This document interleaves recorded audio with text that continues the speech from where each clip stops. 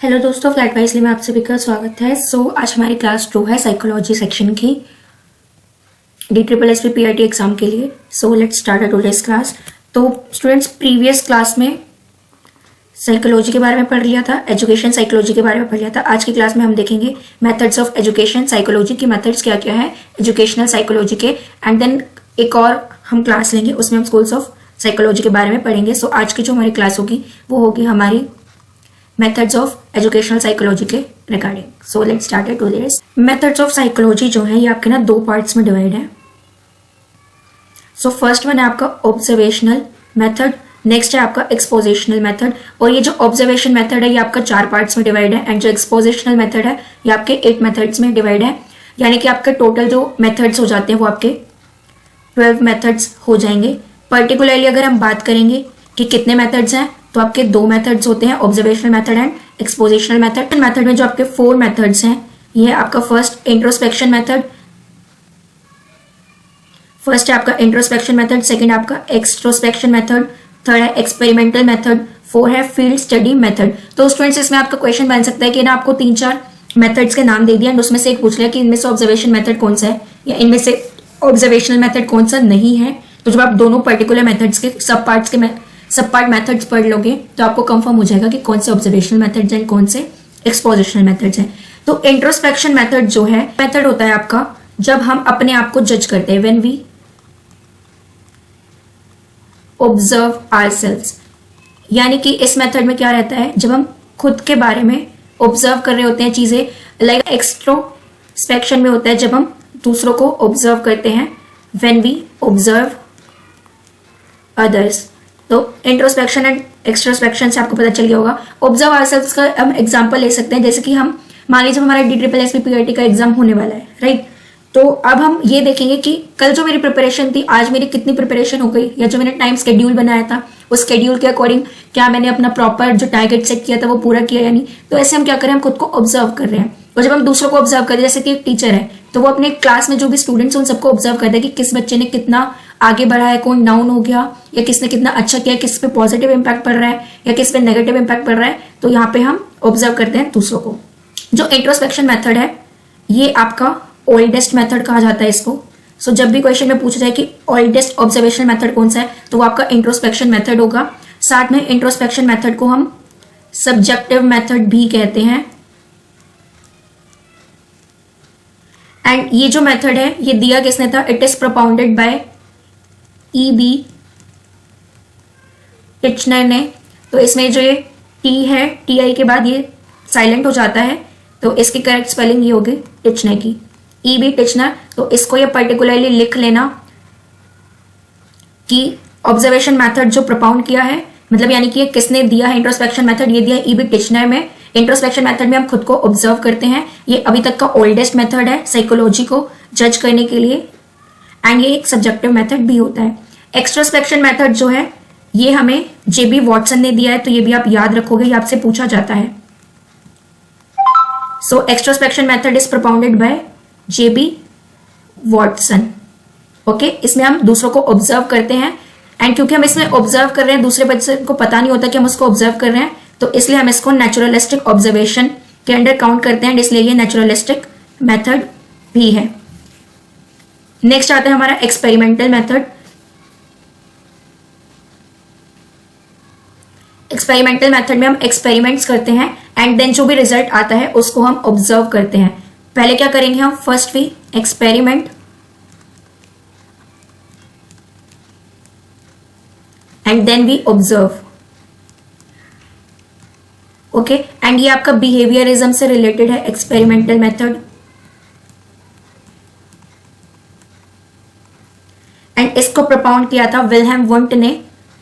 Last class में हमने पढ़ा था कि एक्सपेरिमेंटल साइकोलॉजी के जो फादर है वो कौन है, विल्हेम वुंट है। इसमें डी साइलेंट रहता है। तो एक्सपेरिमेंटल मेथड को किसने प्रोपाउंड किया है, विल्हेम वुंट ने, यानी कि इन्होंने इस मेथड को दिया है। नेक्स्ट बात करेंगे लास्ट मेथड की, जो कि है फील्ड स्टडी मेथड।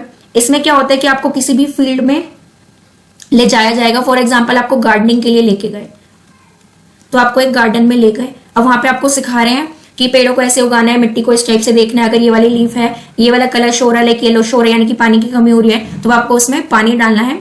तो ये सारी चीजें होती है फील्ड स्टडी मेथड में, जब आपको पर्टिकुलरली एक जगह पे लेके जाया जाएगा, फिर जो भी आप काम कर रहे हो वहां पे आपको ऑब्जर्व करेंगे, तो ये होगा फील्ड स्टडी मेथड। तो मेनली अब हमें ऑब्जर्वेशन मेथड में क्या क्या याद रखना है। इंट्रोस्पेक्शन मेथड में हम क्या करते हैं, खुद को ऑब्जर्व करेंगे। ये किसने दिया है, ये दिया है ईबी टिचनर ने। सब्जेक्टिव मेथड है, ओल्डेस्ट मेथड है। देन आता है एक्सट्रोस्पेक्शन मेथड, इसमें हम दूसरों को ऑब्जर्व करेंगे। नेचुरलिस्टिक मेथड है एंड ये दिया है जेबी वॉटसन ने। एक्सपेरिमेंटल मेथड में पहले एक्सपेरिमेंट करेंगे देन ऑब्जर्व करेंगे, ये रिलेट करता है बिहेवियरिज्म से एंड इसको दिया है विल्हेम वुंट ने। एंड नेक्स्ट है फील्ड स्टडी में एग्जांपल गार्डनिंग ले लो, या फिर आप फील्ड स्टडी मेथड में आप ये भी ले सकते हो, जैसे कि मान लीजिए आपके स्कूल में कोई न्यू टीचर आया है, तो आपने देखा होगा वो जब आपको पढ़ा रही होती है तो जो आपके प्रिंसिपल है या वाइस प्रिंसिपल है वो आपकी क्लास में आके उन्हें जज करते हैं, यानी कि वो उन्हें ऑब्जर्व करे कि वो कैसे पढ़ा रही है। तो ये भी एक एग्जांपल है आपका फील्ड स्टडी मेथड का। सो स्टूडेंट्स, अभी हमने ना चारों मेथड पढ़ लिए। अब ना एक्सपेरिमेंटल मेथड के ना आपसे स्टेप्स पूछ ले जाते हैं, तो ये आपको पता होने चाहिए। 6 स्टेप्स हैं टोटल एंड ये स्टेप्स ना लाइन वाइज याद कर लेना, बिकॉज ये ना फिर आगे पीछे करके दे देते हैं एंड आपसे पूछ लेते हैं कि कौन, मतलब जो स्टेप्स है वो कैसे चल रहे हैं। एक काइंड ऑफ चेन में आपको क्वेश्चन दे दिया जाता है, तो ये इंपॉर्टेंट है, तो आपको पता होना चाहिए कि स्टेप्स कैसे हैं एक्सपेरिमेंटल मेथड के। सो आपका फर्स्ट स्टेप है आइडेंटिफिकेशन ऑफ प्रॉब्लम्स, यानी कि आपको प्रॉब्लम्स को आइडेंटिफाई करना है कि एक्चुअली में प्रॉब्लम क्या है। आपको समझ आना चाहिए जो क्वेश्चन गिवन है या आप किसी भी चीज पे एक्सपेरिमेंट करो तो आपको प्रॉब्लम फाइंड आउट करनी है कि उसमें क्या है, आपको प्रॉब्लम का पता होना चाहिए। देन आता है फॉर्मुलेशन ऑफ हाइपोथेसिस, यानी कि आप सोचोगे कि इस प्रॉब्लम को सोल्व अप कैसे करें, आपने अपने माइंड में एक प्रोसेस से सोच लिया। देन डिजाइनिंग द एक्सपेरिमेंट, फिर आप डिजाइन कर रहे हो कि ओके मैंने सोच लिया किस टाइप से करना है, तो आप अपने माइंड में स्टेप्स को डिजाइन अप कर लो कि पहले ये करूंगा, फिर ये मिक्स करूंगा, देन ये करूंगा, देन ये करूंगा। तो आपको एक तरह से स्टेप्स फाइनली बना लेने हैं, डिजाइन कर लेना है एक्सपेरिमेंट को। देन आप टेस्ट करोगे अपनी हाइपोथेसिस को, यानी कि आप टेस्टिंग करोगे, आप उसको अप्लाई कर रहे हो जो भी आपने अपने माइंड में सोचा था, स्टेप वाइज प्रॉपर सोच लिया था कि ओके स्टेप वाइज अब मेरे को ऐसे चलना है, तो स्टेप वाइज इन एक्चुअल में चलोगे, एक्सपेरिमेंट को परफॉर्म करोगे, यानी कि आप टेस्टिंग कर रहे हो। फिर एनालिसिस ऑफ रिजल्ट्स, फिर जो भी रिजल्ट आएगा, आपका एक्सपेरिमेंट पास हुआ, सक्सेसफुल हुआ, फेल हुआ, तो वो आपको एनालाइज करना है एंड देन कंक्लूजन में आप बता दोगे कि आप सक्सेसफुल रहे हो अपने एक्सपेरिमेंट में या फेल हो गए हो। जो भी कंक्लूजन निकलता है कि कलर चेंज हो गया, या जैसे पी का एक्सपेरिमेंट हुआ था तो साइज बढ़ गया, या फिर yellow colour and green colour, dark green colour की पीज आ गई, तो इस टाइप से आपका कंक्लूजन कुछ निकाल सकते हो। तो एक्सपेरिमेंटल मेथड के आपके जो स्टेप्स हैं वो 6 स्टेप्स है। क्या क्या है? Identification, formulation, designing, testing, analysis and then conclusion. तो आप ऐसे ये शॉर्ट फॉर्म में याद कर सकते हो। बाकी बस ये कि अपने ना माइंड में सोच के चलो कि कोई भी एक्सपेरिमेंट करोगे तो सबसे पहले बेसिक चीज क्या होती है कि उस एक्सपेरिमेंट को सॉल्व करना है। तो सबसे पहले कि आप आइडेंटिफाई करो प्रॉब्लम को, फिर अपने माइंड में सोचो कैसे करोगे, देन स्टेप्स को लाइन वाइज अरेंज करो कि ओके ऐसे ऐसे करते चलेंगे, देन एक्सपेरिमेंट परफॉर्म करोगे, फिर एनालाइज करोगे कि रिजल्ट क्या आया, फिर अपना कंक्लूजन दे दोगे कि आपको रिजल्ट के बाद ये पता चला। अब आते हैं नेक्स्ट एक्सपोजिशनल मेथड्स पे। सो ये हमारे 4 मेथड है, 8 मेथड है टोटल। तो पहले हम 4 को डिस्कस करते हैं, नेक्स्ट स्लाइड में हम बाकी 4 को भी डिस्कस करेंगे। तो सबसे पहला मेथड आपका case history method. Case history method में क्या होता है, इसमें ना एक कोई भी पर्सन लोगे, जिसकी भी केस स्टडी करोगे, तो इसमें जो वो पर्सन रहेगा उसका पुराना जन्म से लेके अभी जो उसकी एज है करंट डेट तक, उसका आपको एक एक चीज पता होगी कि उसने लाइफ में क्या किया, उसको क्या प्रॉब्लम आई है, आपको हर एक चीज पता होनी चाहिए। आप इन डेप्थ स्टडी करते हो उस पर्सन की लाइफ के, यानी कि उसका बिल्कुल पर्टिकुलर जन्म से लेकर आज तक उसने क्या क्या किया है, उसको एंगर इश्यूज तो नहीं है, उसका नेचर कैसा है, हर एक चीज उसमें लिखी होगी। तो इसमें पर्टिकुलरली केस हिस्ट्री मेथड में क्या है कि हम इन डेप्थ स्टडी करेंगे एक इंडिविजुअल के बारे में। एक कंप्लीट फाइल तैयार की जाती है जिसमें उसका हर एक चीज लिखी जाती है। एंड इसको प्रपाउंड किसने किया था, यानी कि ये मेथड किसने दिया था, ये दिया था फ्राइडरिच ली प्ले ने। तो यहाँ पे मैं स्पेलिंग लिख रही हूँ। ये आपको अपने पर्टिकुलर प्रॉपर नोट्स बनाने हैं, क्योंकि जब आप खुद के नोट्स बनाते हो ना तो सबसे बेस्ट रहता है, इसलिए मैंने यहाँ पे ना स्लाइड में आपको लिख के दिया ही नहीं, मैं खुद लिख रही हूँ। तो केस हिस्ट्री मेथड किसने दिया है, ये दिया है फ्राइडरिच ली प्ले ने। नेक्स्ट आता है सर्वे मेथड। सर्वे मेथड में आपने देखा हो कई बार आपके घर पे ना कुछ लोग आते हैं जो कि पूछते हैं आपके फैमिली में मेंबर्स कितने हैं, या कौन सा बच्चा 3 साल का है, या उसको कितने इंजेक्शंस लग चुके हैं अभी तक, जो छोटा बच्चा है आपकी, आप कौन से प्रोडक्ट्स यूज करते हो। तो अलग अलग तरह के सर्वेज होते हैं। तो सर्वे मेथड जो यूज किया जाता है ये जनरली किया जाता है टू कलेक्ट द डाटा। इसमें हम डाटा को कलेक्ट करते हैं सर्वे मेथड में, एंड ये ना लार्ज स्केल पे किया जाता है। मतलब इसमें काफी ज्यादा लोगों का पता करते हैं, सभी के घरों पे जाके हम डाटा को कलेक्ट करते हैं। या फिर यहाँ पे कंपनीज का अलग अलग डाटा हो सकता है कि डिफरेंट स्मॉल कंट्रीज में कंपनीज कि हम स्मॉल कंपनीज में जा रहे हैं एंड उनका डाटा कलेक्ट कर रहे हैं कि उनका कौन से प्रोडक्ट अच्छे चल रहे हैं कौन से नहीं। तो सर्वे मेथड से हम मेनली क्या करते हैं कि हम डाटा कलेक्ट करने का काम करते हैं एट लार्ज स्केल। देन आता है आपका कंपैरेटिव मेथड। कंपैरेटिव मेथड में हम कंपैरिजन करते हैं, ये दो ग्रुप्स के बीच में हो सकता है, दो क्लासेस के बीच में हो सकता है, दो पर्सन के बीच में हो सकता है, ये किसी के बीच में भी हो सकता है। तो कंपैरेटिव मेथड में हम कंपैरिजन करेंगे किन्हीं भी दो पर्सन्स के ऊपर या दो कंपनीज के ऊपर, किसी भी चीज में जिसमें कि हम कंपैरिजन कर रहे हैं, तो वो आ जाएगा आपका कंपैरेटिव मेथड के अंदर। देन आता है psycho analytic method. Psycho analytic method में क्या है कि इसमें कोई पर्सन होगा आपके पास बैठेगा प्रॉपर एंड वो आपसे बात करेगा, यानी कि टॉकिंग विद यू। फिर वो आपको जज करेगा, आपके बारे में ऑब्जर्व करेगा, आपके बिहेवियर को, आपकी हर एक चीज को वो ऑब्जर्व कर रहा होगा सिर्फ बात टॉकिंग ऑफ वे से। तो साइको एनालिटिक मेथड में क्या है कि एक पर्सन आपके बारे में आपको जज कर रहा है, ऑब्जर्व कर रहा है, आपके बारे में कुछ बता रहा है सिर्फ आपसे बात करने के लिए। एंड नॉर्मली आपने देखा होगा कि जो साइकोलॉजिस्ट होते हैं, अगर आप डिप्रेशन में हो या आपको एंजाइटी हो रही है, स्ट्रेस में हो, तो बोलते हैं कि आप साइकोलॉजिस्ट के पास जाओ एंड उनसे बातचीत कर लो। तो वो आपका ब्रेन एक तरह से ना इतना घुमा फिरा के बातें कर देते हैं कि आपको लगता है कि ठीक है यार, लाइफ में कुछ प्रॉब्लम ही नहीं है, तो आप स्ट्रेस से बाहर भी आ जाते हो। एंड साइड बाय साइड मतलब सिर्फ ना बात करने से ही काफी ज्यादा सुधार आने लगता है आप में। तो साइको एनालिटिक मेथड में ये मेनली हम यूज करते हैं काउंसलिंग के लिए, या फिर किसी भी पर्सन को जो कि शेयर करता नहीं है अपने फैमिली मेंबर्स के साथ, नहीं शेयर करना चाह रहा, या जो थोड़े इंट्रोवर्ट्स है, तो वो साइकोलॉजिस्ट के पास जाके बातचीत कर सकते हैं। तो साइको एनालिटिक मेथड में ये है कि जो कोई पर्सन आपसे बात कर रहा है तो आपको ऑब्जर्व करके कुछ भी चीजें लिख सकता है, बता सकता है आपके बारे में। अब आते हैं नेक्स्ट अदर 4 मेथड्स पे। सो नेक्स्ट हमारा मेथड है साइको फिजिकल मेथड। अब स्टूडेंट्स लास्ट वाले मेथड में हमने क्या पढ़ा, साइको एनालिटिक, इसमें आपसे बातचीत हो रही थी। अब यहाँ पे भी साइको है लेकिन यहाँ पे फिजिकल मेथड भी आ गया। तो यहाँ पे क्या होगा, यहाँ पे आपके साथ बातचीत भी होगी एंड साथ में आपका फिजिक भी देखा जाएगा, यानी कि आपका फिजिकल भी कंडक्ट कराया जाएगा। इसमें आप कह सकते हो कि जैसे कि आपका जीडी का पेपर हुआ, तो उसमें अब आपसे पेपर तो हो गया, उसके बाद जब आपकी फिजिकल ट्रेनिंग होगी तो आपसे बातचीत भी की जाएगी, देन आपका फिजिकल लिया जाएगा ये चेक करने के लिए कि आप फिट हो या नहीं हो। तो साइको फिजिकल मेथड में आपसे बातचीत भी की जाएगी एंड आपका फिजिकल भी होगा, आपके बारे में जाना जाएगा। इंटरव्यू मेथड में अभी केवीएस का इंटरव्यू होना है पीआरटी वालों का, तो उसमें इंटरव्यू में ना अब तो इंटरव्यू हर जगह ही होने लगा है, कंपनीज हो, एग्जाम्स हो, या आप कभी प्राइवेट टीचिंग जॉब में जाते हो तो वहां पे भी आपका इंटरव्यू लिया जाता है। वहां पे आपका टॉकिंग ऑफ वे देखा जाता है, आपका बैठने का तरीका क्या है। कुछ साइकोलॉजिस्ट होते हैं जो आपका एनालाइज करते हैं, आपको रूम में अंदर आने से लेके आप कैसे गए एंड आपने कैसे चीजों का आंसर किया, या आप किसी क्वेश्चन को सुन के घबरा तो नहीं गए, मतलब आपने कैसे प्रॉब्लम को डील अप किया। इंटरव्यू मेथड में आपको पूरा एनालाइज कर लिया जाता है। तो इसका एग्जाम्पल हो गया, एक तो केवीएस में इंटरव्यू होता है, प्राइवेट इंस्टीट्यूशंस में आपको इंटरव्यू देखने के लिए मिल जाएगा एंड साथ ही में आपको कंपनीज में इंटरव्यू देखने के लिए मिल जाएगा।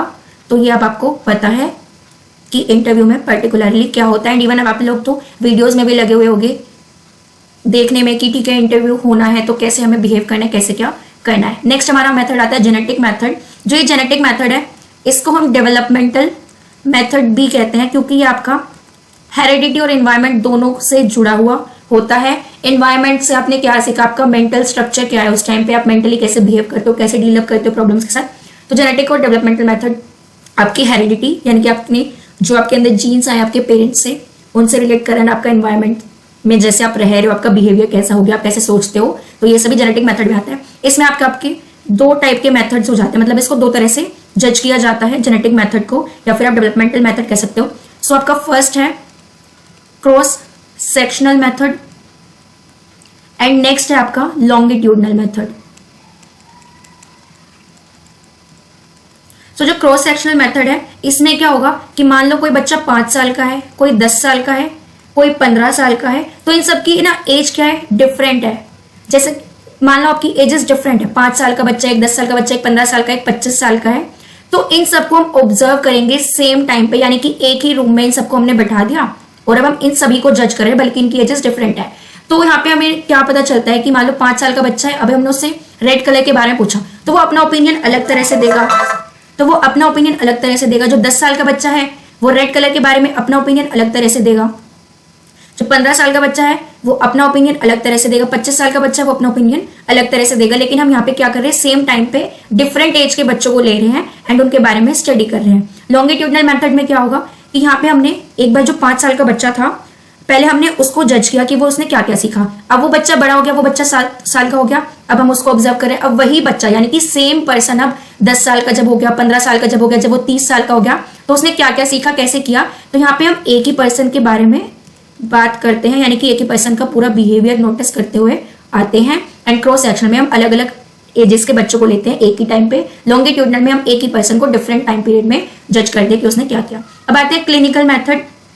जो क्लिनिकल मेथड है ये आपका प्रपोज किया है लिटनर विटमर ने, तो इसकी आपको स्पेलिंग देख लेना, यही है, तो आप लिख लेना प्रॉपर एक जगह पे। क्लिनिकल मेथड दिया है आपका लाइटनर विटमर ने।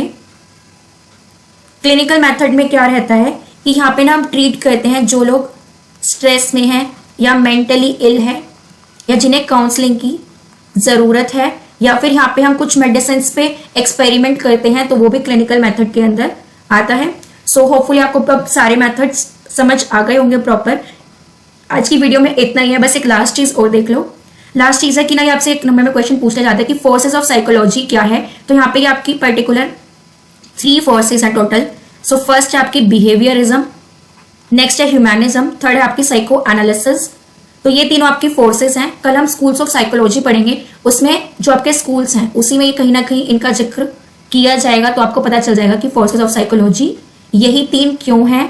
तो अब आपको प्रॉपर पता होना चाहिए, तो इसको याद कर लेना। फोर्सेस ऑफ साइकोलॉजी 3 है, इसकी शॉर्ट फॉर्म याद कर लो BHP। BP से याद रख लेना कि BP ह्यूमंस में पाया जाता है, तो BHP से याद रख लो, humanism, behaviourism, psychoanalysis. So students, thank you for watching it and like subscribe share करना मत भूलना। साथ साथ बेल आइकन को प्रेस कर दो इन्फॉर्मेशन के लिए, एंड मेरे को टेलीग्राम एंड इंस्टाग्राम पे फॉलो करो। एंड कोई भी क्वेरी है तो कमेंट बॉक्स में लिख दिया करो, या फिर मेरे को इंस्टाग्राम पर डायरेक्टली जाके बता सकते हो कि नेक्स्ट वीडियो कौन सी चाहिए, लाइक आपको, या आपको कौन सी चीज़ में दिक्कत आ रही है, या आपको क्या चाहिए। सो बाय बाय।